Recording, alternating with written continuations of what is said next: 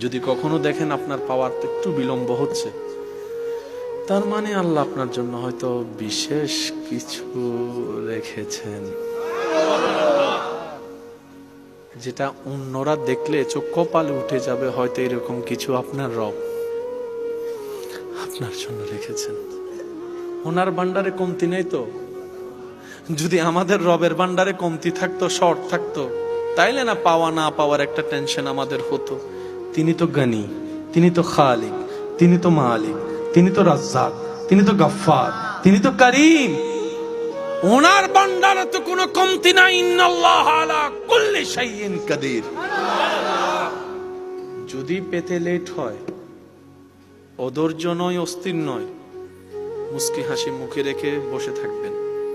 হয়তো আপনাকে কেউ এসে বলবে, একটু টিচ মারবে, একটু গুতা মেরে বলবে, আমি তো পাইছি দেখ আইফোন 17, 18 প্রো ম্যাক্স, তোরটা তো ভাঙ্গা। বলতে দেন, বলতে দেন, বলতে দেন। যে যেভাবে বলে খুশি হয় হতে দেন, যে যেভাবে করে শান্তি পায় পেতে দেন। 1 মিনিটে যদি গোল দেয়, খুশি হওয়ার কিছু নাই। 90 মিনিটে গোলটা কে দেয়, এটা তো একটু দেখতে হবে। সব সময় প্রথম দিয়ে যদি আপনি সব ফুল পাওয়ার শেষ করে ফেলেন, 90 মিনিটের খেলা তো আপনার পক্ষে সম্ভব না। সেজন্য যারা বড় বড় কোচ আছে, মেইন প্লেয়ার গুলাকে রাখা দেয়, শেষ টাইমে করে নামাই, যেন এনার্জিও থাকে। ওনারা এনার্জি থাকতে থাকতে যেগুলো ওইদিকে সব দৌড়াইতে দৌড়াইতে 80 মিনিটে দুর্বল হয়ে যায়। হিসাবটা একটু বোঝার চেষ্টা করবেন। অস্থির হওয়ার দরকার নাই, কারণ হারালে কোনো আফসোস নেই। আনার সময় তো নিজের কিছু আনিনি। সুবহানাল্লাহ। আনার সময় তো নিজের কিছু আনিনি, অর্জনও নিজের কিছু নাই।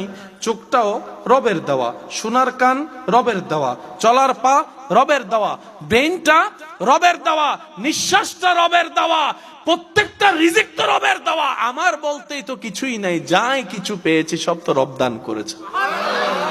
সেজন্য হারালো আফসোস নাই, পাইলো অহংকার করার কোনো সুযোগ নাই। সেজন্য বুদ্ধিমান বান্দা তারাই যারা না পাইলে ধৈর্য ধরে, অন্যের পাওয়া দেখলে খুশি হয়ে শুকরিয়া করে। রব্বুল আলামিন তাদের জন্য নিয়ামতে ভরপুর করে দেয়। আল্লাহর প্রশংসা যারা করে, শুকরিয়ায় যারা মাথা নত করে, রবের হুকুমের অপেক্ষায় যারা ধৈর্যকে আপন করে, বিশ্বাস করবেন ভাই, তারা কখনো লস প্রজেক্টে থাকেই না।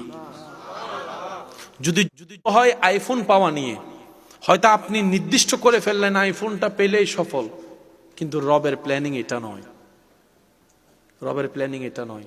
কাউকে আইফোন দিয়ে খুশি করে দিবে, ওদিকে আপনাকে আইফোন কেনার মতো 10খানি জায়গার মালিক বানায় খুশি করে দিবে। আল্লাহ আমাকে অতটুক সম্পদ দিও না যে সম্পদ পেলে তোমাকে ভুলে যাব। আল্লাহ আমাকে তুমি অতটুক সম্পদ দাও যেটা পেলে আমি সচ্ছলতার সাথে, ইজ্জতের সাথে পরিবার নিয়ে তোমার দরবারে নামাজের সিজদায় শুকরিয়া আদায় করতে পারবো। আল্লাহ আমাকে এমন সম্পদ দিও না যে সম্পদের কারণে আমার সন্তানেরা, ছেলে মেয়েরা একজন আরেকজনের দুশ্মন হয়ে যাবে। আল্লাহ এমন সম্পদ আমাকে দিও না যে সম্পত্তির কারণে সন্তানরা একসময় বাপ মরে যাওয়ার জন্য, মা মরে যাওয়ার জন্য দোয়া করবে। আল্লাহ এমন সম্পদ আমাকে দিও না। আল্লাহ আমাকে এমন সম্পদ দাও যে সম্পদ আমার হলে কখনো ভিক্ষার হাত কারো কাছে পাততে হবে না। এতটুক সম্পদ দিও। সুবহানাল্লাহ। আল্লাহ তাআলা আমাদের সবাইকে নিয়ামত বুঝে নিয়ামত নেওয়ার তৌফিক দান করুক, বলেন আমিন। এবার মা হালিমার কাছে সবাই গিয়ে বলে, বলেন বলেন, যা লাগবে আমি দিব, দেন। মা হালিমা বলো, দিক্কে যা, নলস্কা। সুবহানাল্লাহ না? আর একটু জোরে বলেন। সেজন্য মনে রাখবেন, আল্লাহ যাকে যেটাই দেয়। অনেকে মনে করে আমার বংশে যদি একটা ছেলে সন্তান হয় আমার মজবুত হবে, গর্ব হবে। কন্যা সন্তানের চেহারা নারাজ করে, মুখ গম্ভীর করে, কিন্তু আমার ভাইয়েরা বুঝে না, আল্লাহ যাকে খুশি করতে চায় তাকে পুত্র সন্তান দেয়, আর আল্লাহ যার উপর খুশি হয় তাকে কন্যা সন্তান দেয়।